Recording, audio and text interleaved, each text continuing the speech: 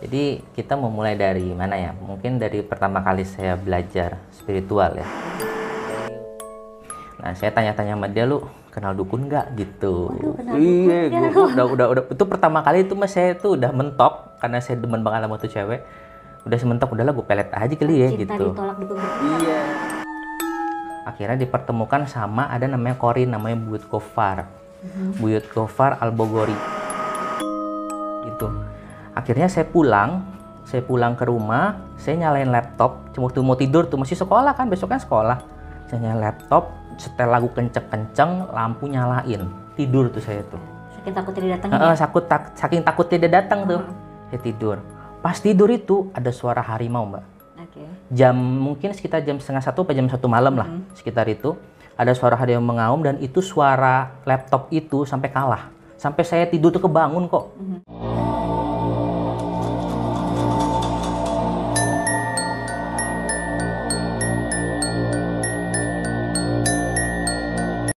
Oke teman-teman, selamat datang di Spiritual Journey. Balik lagi bersama gua Alia. Buat teman-teman yang belum pada subscribe, jangan lupa di subscribe, like, comment, and share. Oke teman-teman sahabat SJ, kali ini kita kedatangan, bukan kita sih kedatangan sih, tapi aku berkunjung ke rumahnya Ki Sukma. Ya, halo. Apa kabarnya Ki Sukma? Alhamdulillah, masih bernapas ya. Oh ya teman-teman SJ, Ki Sukma juga punya channel YouTube. Apa namanya Ki Sukma? Sukma Wijaya Al-Hikmah. Oke, buat teman-teman, linknya aku taruh di bawah. Jangan lupa ya diplototin channelnya, jangan lupa juga di subscribe. Oke, kali ini kita bakal ngedengar perjalanannya Ki Sukma. Masalahnya yang aku cari-cari tahu nih, Ki Sukma kan ini mualaf ya. Iya, betul. Berarti kan awalnya dari apa, terus ya beralih jadi ke Islam. Pasti kan karena ada something hal ya yang akhirnya memutuskan untuk hijrah akhirnya. Oke, buat teman-teman tetap stay tune, kita dengerin cerita Ki Sukma.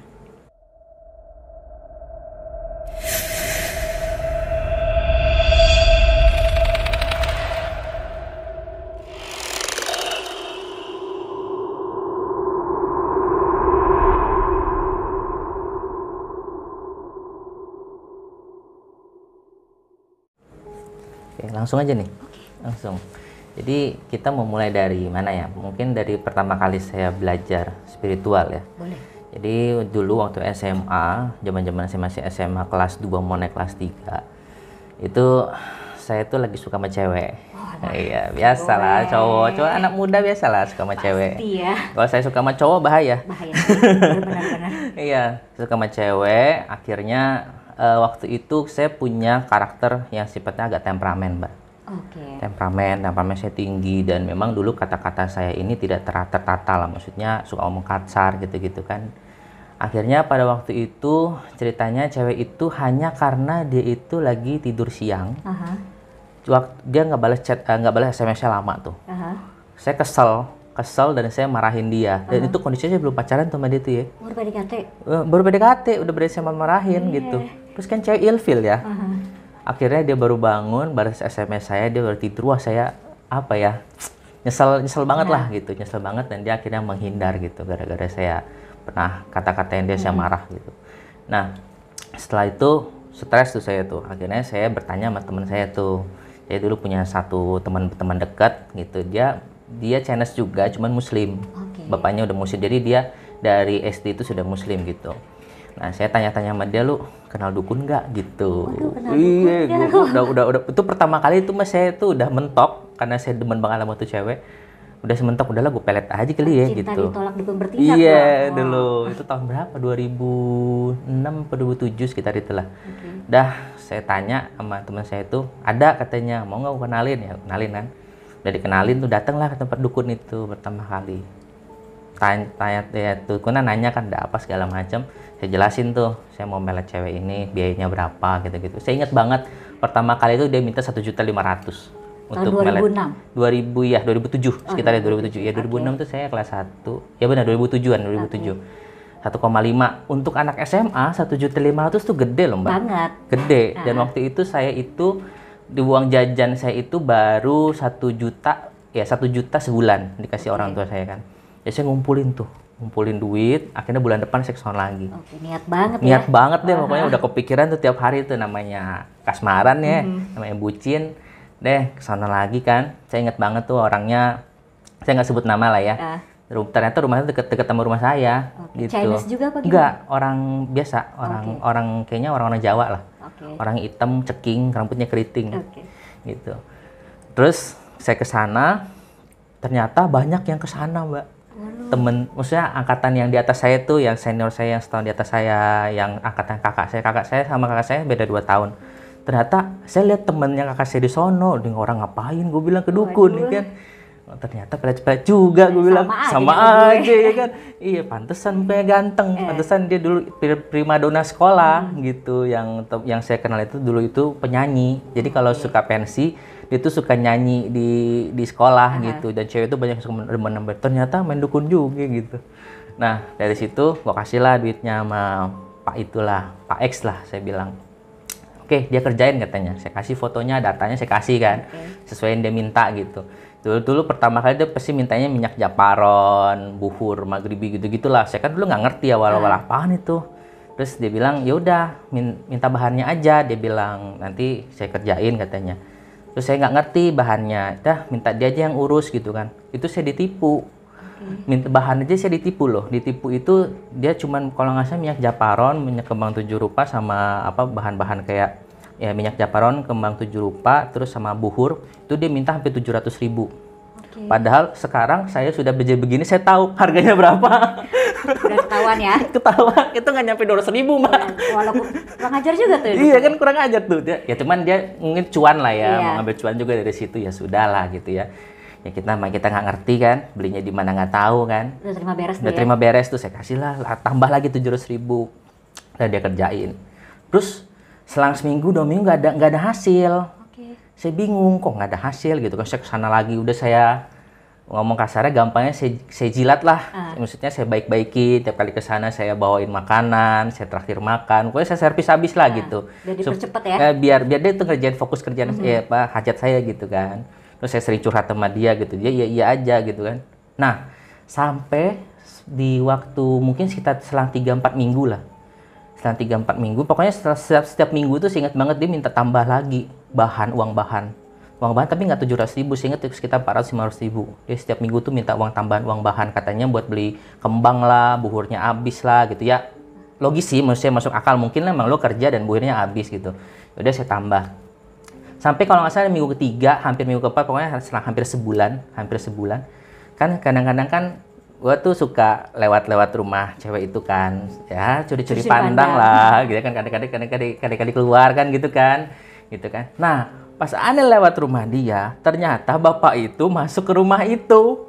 Dia bilang itu anaknya si lagi. Dukun, enggak, ceritanya gini, dukun itu masuk ke rumah cewek yang saya mau. Iya.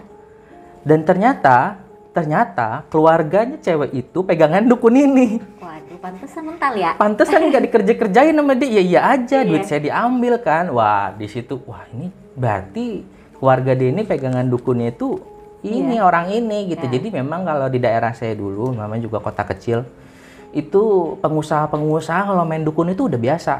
Udah bukan hal tabu lah gitu, pengusaha-pengusaha gitu, pebisnis main dukun gitu. Waduh, gue ditipu nih, gue bilang nih. Udah, akhirnya saya komplain. Lu kenal ya sama si ini? Tanya kan, baik-baik. Iya kenal, cuman tetap gue kerjain kok. Dia ngomong gitu.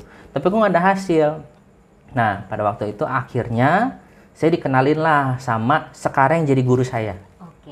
Ya, namanya, kita manggil aja apa namanya, Wak Botak lah. Orangnya botak soalnya kan.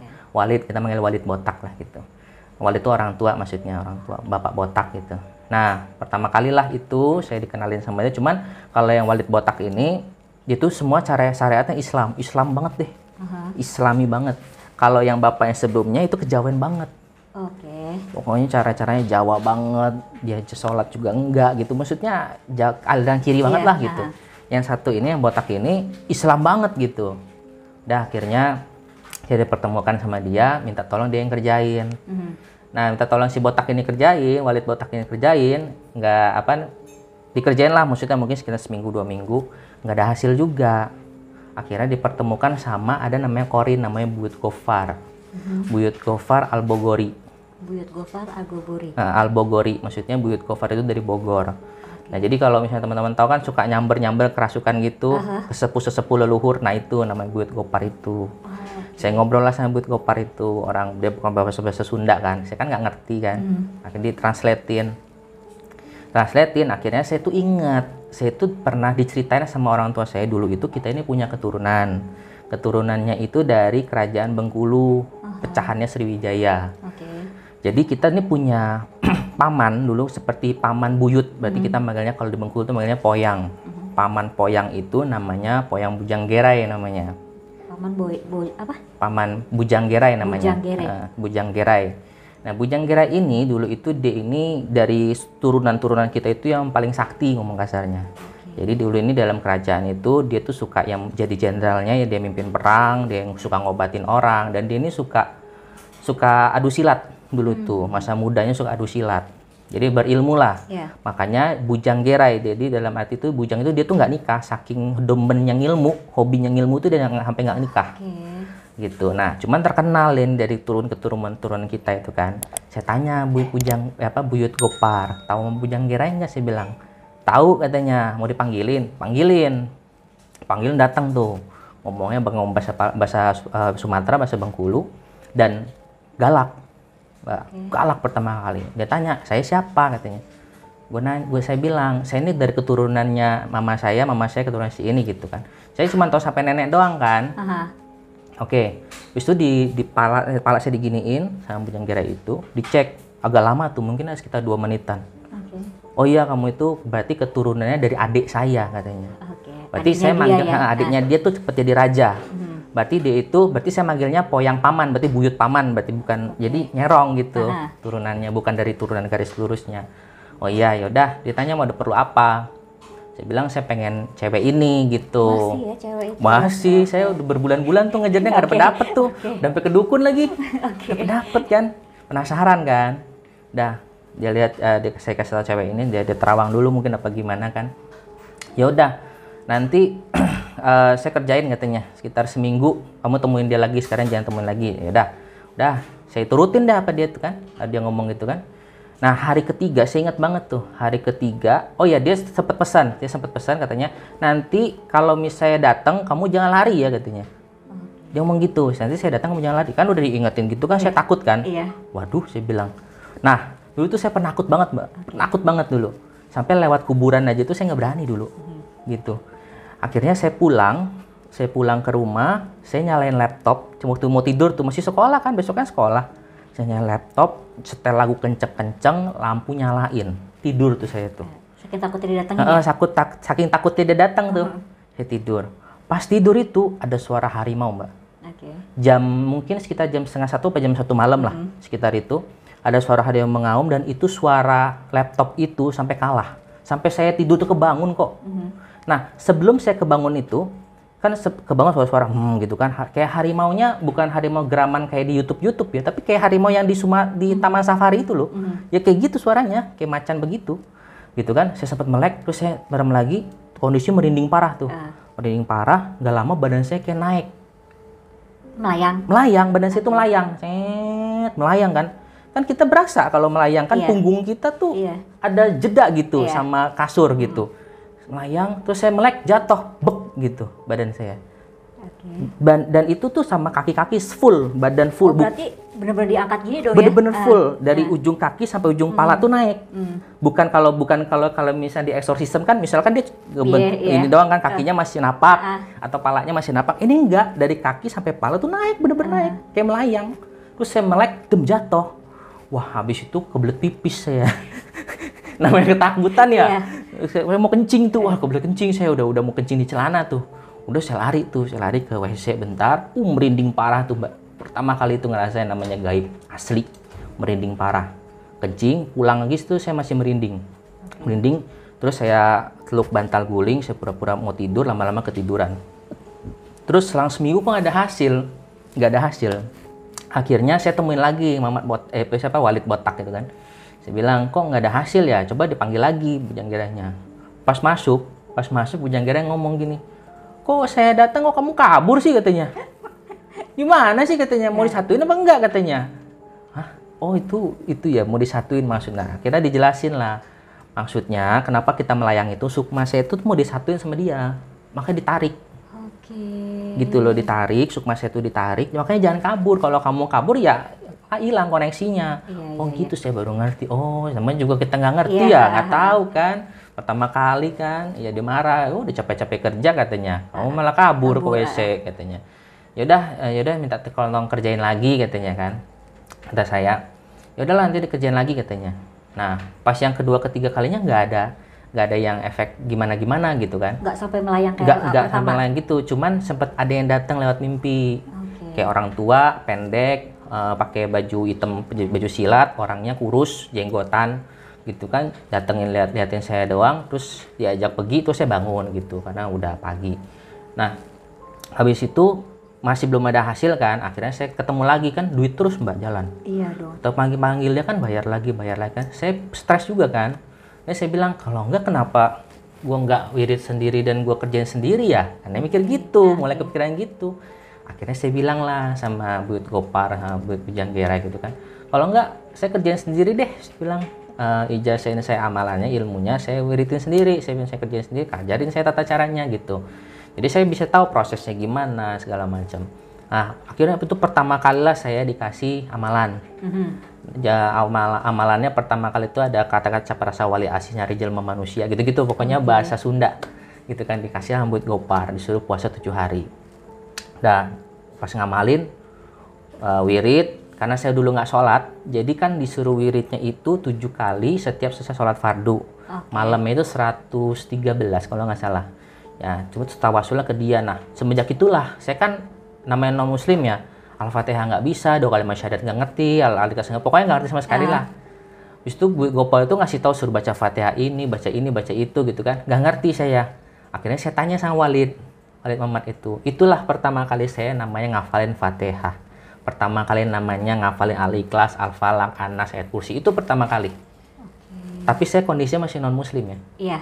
Saya hafalin, jadi Yai itu Walid itu ngasih tahu saya dia bacaannya gimana, saya catat pakai Latin gitu kan, saya hafalin gitu kan, panjang pendeknya gitu saya hafalin. Dah akhirnya hafal, selang seminggu 2 minggu tuh udah hafal kalimat ilmunya, ajiannya juga udah hafal. Saya mulai kerjain tuh, saya puasa seminggu, malamnya wirid gitu kan, setiap selesai sholat ada ajan saya buru-buru balik ke kamar buat wirid itu doang gitu-gitu kayak gitu kan lakunya. Dah sudah selesai itu saya wiridin buat tujuin ke cewek itu. Ada sih sedikit perubahan, maksudnya saya mulai chat, mulai dulu kan SMS ya, SMS tuh mulai dia mau bales gitu kan. Ngerespon lah ya. Respon, terus mulai saya ajak jalan mulai mau. Dulu udah nggak mau sama sekali mbak. Saya ajak jalan mulai mau kan gitu kan. Nah masalahnya adalah namanya anak muda ya mbak ya. Iya. Ya gimana Setelah lah. sudah sampai ke titiknya. Padahal itu belum pacaran loh ya. Masih PDKT sudah ngerasain, oh udah dapet nih, udah mau diajak jalan, udah mau diajak digandengan tangan, udah mau gitu kan. Terus kita SMS dia bales gitu kan. Di situ maaf nih, saya sama dia, saya kan dulu bawa mobil. Terus hujan ceritanya, hujan di mobil itu ke bawah suasana. Terus cucu lah gitu, tapi nggak sampai zina ya, saya ciuman doang. Pada saat saya ciuman doang, udah selesai itu, senang tuh saya kan, wah ntar dia pulang segala macam. Selang 2 hari dia berubah sama saya. Cewek itu langsung berubah, dan saya pun juga ngerasa kok saya berbeda ya. Pada waktu saya ngamalin itu masih sebelum saya ciuman itu cewek-cewek itu juga banyak yang maksudnya yang asik diajak ngobrol sama saya, enak gitu, saya nyaman gitu. Cewek-cewek itu ngobrol sama saya nyaman gitu kan. Tapi semenjak saya melakukan ciuman itu sama si Miss S itu, namanya Miss S, awalnya S soalnya, itu langsung berubah. Orang kok jadi males ngobrol sama saya lagi ya, kenapa ya? Rasanya kan beda sih mbak, kayak kita ditolak sama kita diterima masyarakat, itu kan beda. Akhirnya ketemu lagi sama Walid, manggil lagi Buyut Gopar. Terus saya nanya, kok berubah gitu ini segala macem. Ya iyalah orang lu kayak gitu katanya, ciuman katanya, gimana gitu ya, pasti hilang, lalu harus riado lagi. Oh ternyata saya baru tahu di situ dalam ilmu Islam, ilmu yang Islamnya banget kayak Buyut Gopar gitu, itu sentuhan aurat kalau tangan masih boleh, tapi kalau sudah yang menyangkut kepada syahwat itu langsung hilang ilmunya. langsung luntur, ya. langsung luntur. Makanya disuruh ada ulang. Nah, saya riado ulang tuh, riado ulang. Nah, sampai akhir dari riado ulang, mulai tuh ngerasa cewek banyak deket kan. Di situ rasa tamak saya mulai muncul. Tamak, maksudnya, ternyata masih banyak yang lebih cantik dari dia, gitu kan. Ternyata masih banyak yang lebih cantik dari dia. Wah, udah tuh sama cewek-cewek mana, jalan sini, jalan sana sama cewek kan. Akhirnya dia lama-lama saya lepas. Saya lepas, saya nggak ngerjain pelet dia lagi. Sekarang dia udah nikah tuh sama kakak kelas saya kenal. Itu dia udah nikah tuh, saya tahu. Dah, udah jalan-jalan, akhirnya kan mulai tamak nih. Pengen lebih hebat lagi pengasihannya, pengen lebih pengasihan hebat lagi terus. Akhirnya diijazahin lagi terus sama Buyut Kopar sama Buyut Pujanggira. Jadi saya ada dua guru dari bangsa rohani ya. Itu yang Buyut Kopar sama Buyut Pujanggira itu. Dia ngasih banyak ilmu-ilmu aneh. Saya nggak pernah dikasihnya sama mesem jarang gue tapi aneh-aneh namanya pengasinar lembanyung. Pengasinar lembanyung itu tapi pantangannya susah-susah, Mbak. Lembanyung itu saya cuman bisa pakai 7 hari karena pantangannya kunyit. Gimana kita makan nasi padang juga kan habis, luntur langsung gitu kan. Sinar lembayung itu pada dikasih ke saya cuma pakai 7 hari, itu mantep banget. Khasiatnya untuk pengasihan semua. Pengasihan semua ya? Biar ganteng aja, biar banyak cewek aja gitu. Jadi saya tuh dulu jatuhnya suka chattingan sama cewek, banyak cewek deket, tapi nggak bisa ngapa-ngapain gitu. Jadi gimana ya buannya? Cuma pengen idolakan berarti ya? Iya, kayak pengen jadi idola sekolah aja gitu. Gitu jalan sama cewek A, jalan sama cewek B gitu kan, pegangan tangan. Tapi saya nggak bisa ngapa-ngapain, cuman dia nggak bisa. Pusing saya, stres ya kan. Dah akhirnya lambat laun saya mulai kepikiran pengen belajar spiritual. Saya pengen kayak Walid, saya bilang. Oh, lu pengen belajar katanya. Cuman lu non muslim bisa nggak ya? Nah, dia dulu Walid juga nggak ngerti bisa apa enggak ya katanya. Karena kan selama ini dia tuh terima murid tuh 1-2 biji dan nggak banyak. Orang-orang yang tahu dia aja yang belajar sama dia gitu. Dan murid Walid itu sampai sekarang cuma 3 sama saya gitu. Jadi memang dia nggak buka praktek kayak saya gitu. Dia cuma orang-orang yang tahu dia aja gitu. Nah, akhirnya ya sudah deh, gue nggak ngerti kalau ngajar non muslim awalnya, dibilang kan coba tanya Buyut Kopar yang lebih tua gitu atau Buyut Pujanggira. Dah masuk lagi, saya konsultasi, bisa katanya, tapi belajar ilmunya kejawen. Ilmu kayak kejawen, jadi ilmu-ilmunya bahasa Jawa, bahasa Sunda, gitu-gitu. Karena Ki Sukma masih non muslim ya. Non muslim gitu kan. Ya udah, akhirnya saya belajar dikasih amalannya aneh-aneh deh, pokoknya banyak tuh amalan-amalan Jawa tuh. Nah, amalan Sunda juga ada tuh. Akhirnya saya ngamalin tuh ampuh, Mbak. Ampuh tuh, berasa banget lah gitu kan. Habis itu pelan-pelan ternyata tiba-tiba saya diajazahin namanya disuruh wiridin Bismillahirrahmanirrahim. Tapi itu saya masih non muslim ya, masih non muslim. Disuruh wiridin Bismillahirrahmanirrahim. Ya sudah, saya lakuin aja kan. Nah, jadi dia prosesnya satu-satu gitu. Habis saya dikasih pengasihan banyak, sampai saya sudah bosan dengan namanya cewek gitu kan. Sama yang begituan. Akhirnya karena gak bisa ngapa-ngapain juga.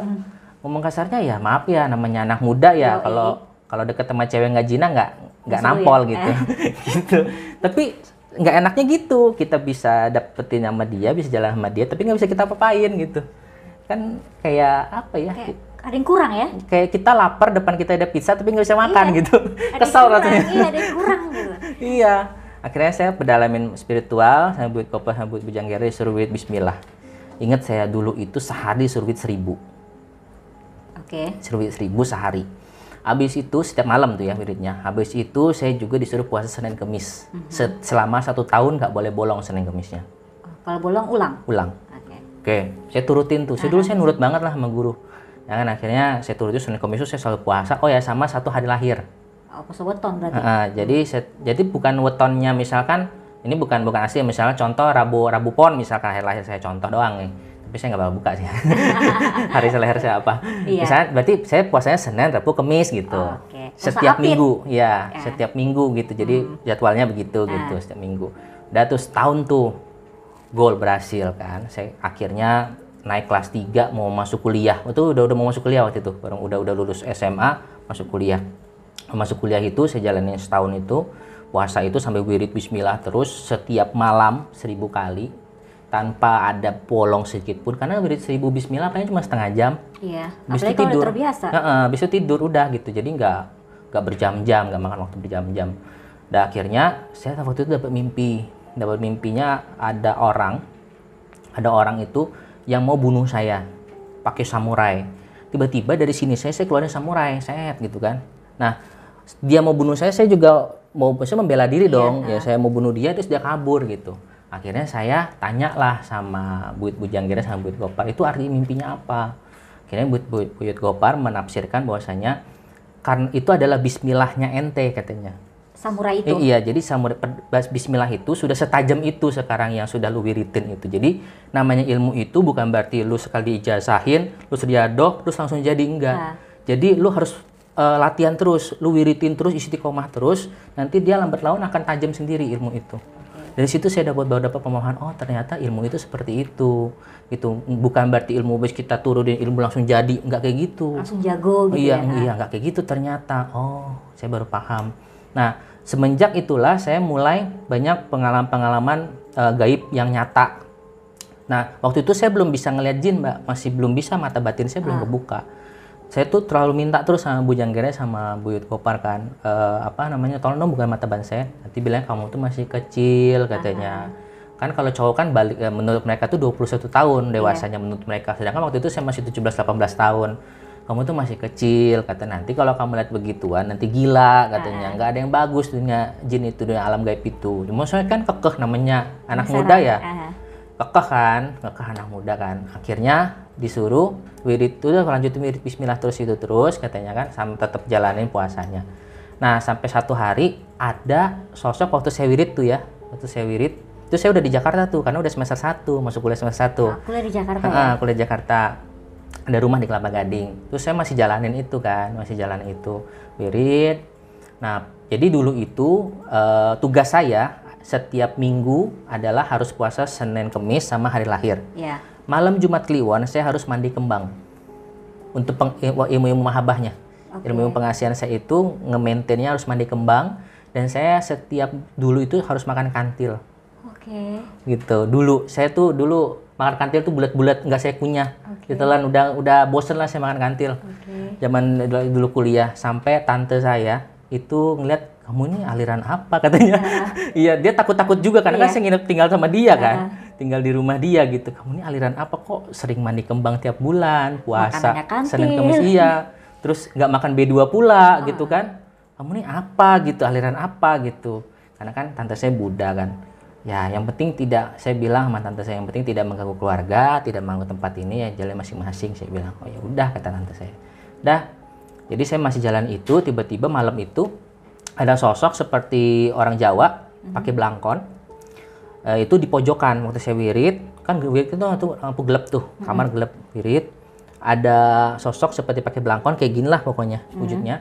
Dia itu tuh pakai baju Jawa. Habis itu matanya itu saya ingat banget, matanya kayak mata ular. Warna hijau, terus dia punya auranya hijau, seperti di badan itu dikelilingin sama warna-warna hijau gitu. Lihatnya saya aja gitu kan, tapi nggak ngomong gitu. Saya nanya, lu siapa? Dia aja ngeliatin gitu. 3 hari, Mbak. Continue tuh tiap malam? 3 hari. Jadi kan abis saya selesai wirid kan dia masih di situ. Udah saya mikir bodoh amat lah gitu kan. Cuman kondisi masih merem, tapi kayak ada sosok itu gitu, merem. Oh ya udahlah bodoh amat. Hari kedua begitu, hari ketiga begitu. Hari keempat udah nggak ada lagi. Nggak ada lagi. Nah, habis itu saya tanya sama Buyut kan, Buyut itu apa gitu. Oh, itu ada yang lagi ngintai, maksudnya ngelihat lu itu cocok nggak sama dia gitu. Oh ya sudah, saya nggak pusingin kan. Saya wirid biasa. Ternyata malam itu saya mimpi saya itu dikasih batu. Kasih batu, saya pegang tuh. Saya pegang batu itu, pas saya bangun tangannya saya begini. Ada batunya. Warna hijau kebir-biruan. Seperti yang di lampu. Seperti yang auranya dia itu bukan? Iya, warna-warna hijau. Warna hijau giok. Gitu kan. Kecil dia, cuma segede gini lah. Segede gini lah aja, mungkin ya segini lah. Kecil pokoknya, nggak batu aki gede banget, nggak, kecil. Terus saya pegang kan. Kok agak panas-panas. Ya mungkin kita berpikir logikanya karena mungkin saya ngepelnya kelamaan, jadi panas kan. Iya, semalaman. Jadi panas, saya mikirnya logikanya ke sana aja gitu. Tapi ini batu dari mana? Saya mikir kan. Kan gue tidur semalam gitu loh, tiba-tiba di tangan saya, dan saya malam itu mimpi itu. Udah saya tanya lagi, itu ada titipan buat kamu katanya. Sudah, pakai aja. Saya sempet jadiin cincin tuh, Mbak. Sempet jadiin cincin. Tapi nggak lama, cuman sekitar 2 minggu hilang batunya. Oke. Karena ceritanya waktu itu ya saya sempet jebol Oh, kecolongan ya? colongan. Karena ya namanya ilmu pengasihan segitu Iya. wahid. Ya berapa lama sih kita bisa nahan gitu. Manusia ya, Manusia Kisumaya. gitu. Jadi sebelum itu saya pernah dikasih tahu sama Buyut Gopar, katanya kamu ini katanya hati-hati Jakarta katanya. Kenapa Yud? Aneh bilang kan, nanti ini kamu bisa zina, bisa jebol. Saya sempat sombong tuh. Saya sombong, ah nggak mungkin. Saya bilang, saya setahun aja bisa gol. Saya angkuh tuh, sombong tuh. Karena ngerasa Senin Kemis nggak bolong, wirid nggak pernah putus, sombong. Imannya sombong.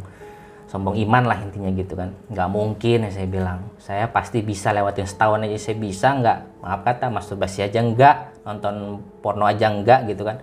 Masa cewek aja nggak sanggup gitu. Ini udah sombong tuh. Ternyata bener.